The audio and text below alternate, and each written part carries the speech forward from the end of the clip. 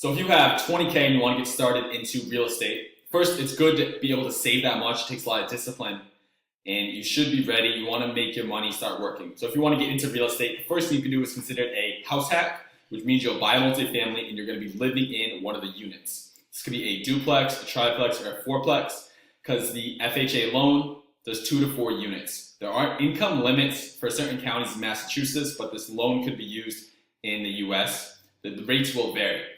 But the main thing is you're living in one of the units and you're renting out the other units. You're not always going to be cash flowing or making a profit when you are house hacking, but essentially you are having someone else pay down your mortgage, which is a huge benefit and why it is very appealing. It also is going to depend on your current situation if you're able to do this at a point in your life. So a house hack, how would that look? So if you have 20K and let's say the property is 300K, you need to put 3.5% down, which is roughly 11K. You also want to figure your closing cost. Your closing cost could be about 2 to 3,000 per 100K. That's going to bring you between 6 and 9,000. So with the closing cost and the FHA loan, we're looking at between 17 and 20,000. So your 20,000 may be spent, but you could drop it down a little bit by asking for the seller to pay some of your closing costs. They can be doing 2,000, 3,000, 4,000, 5,000. So essentially you're only out of pocket 15K and you have 5K to make initial improvements when you close on the property. Since mostly everything is negotiable, you don't want to limit yourself and say go all in on the closing costs.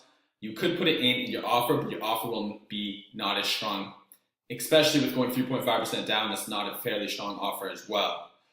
But the goal is to, if it works, the numbers work, getting your offer accepted, you will be able to go in with the FHA, pay closing costs if you'd like, and get into a property with under 20K.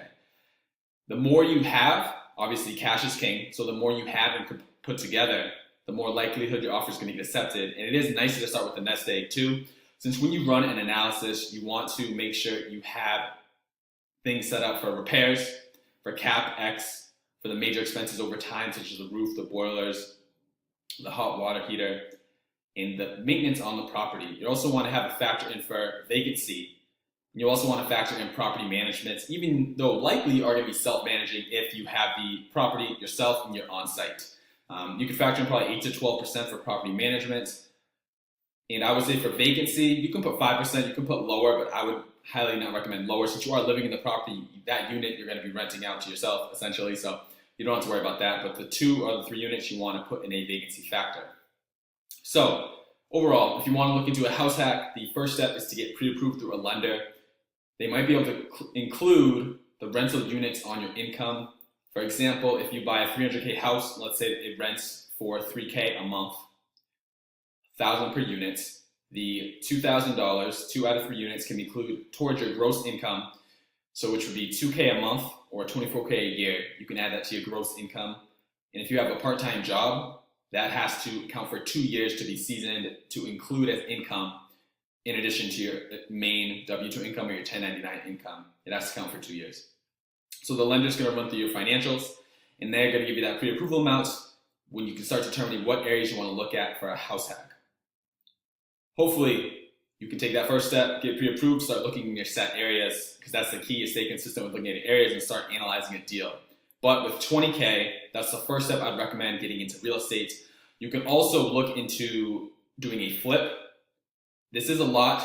It could be riskier depending on how well you know contractors, because how that would look out is, say the property was 100K. You need to come out with 15% of the payment yourself, which is 15K. And you need to find a hard money lender. They're going to lend you 85%. So they'll lend you 85K plus the full rehab. They're going to probably do either 13 and 3 points or 12 and 2 points, which is something a little complicated for this video, but you're essentially be in the project for 15K and you want to find a property that's undervalued, and you want to make sure with this you're also going to put in many offers. It is a lot more work to do a flip if you've never done it before, but that's why you want to start building your team now and your connects now and being able to understand how you can estimate rehab costs. Jay Scott has a really good book, How to Estimate Rehab Costs, and the book on flipping houses. Those are 2 bigger pockets books. Highly recommend if you're interested in looking at the flip route. Most people can consider it a job, since once you're done the flip, you have the cash and you can snowball and do another flip instead of a multifamily where you are getting the pay down on a monthly basis. You still get the appreciation and you get the cash flow, you get the tax write-offs. On a flip, once you're done, you're done. So you get in, get out, and you want to make sure you do it right so you can sell it at the highest price possible. So overall, with that 20K, looking at FHA, looking at house hacking, renting out one of the units, or you can look into a flip, get in contact with a hard money lender, see what terms they offer, and you're going to be presenting or pitching the deal to them and say why this is a good investment for them. Take one of the first two steps and get started in real estate.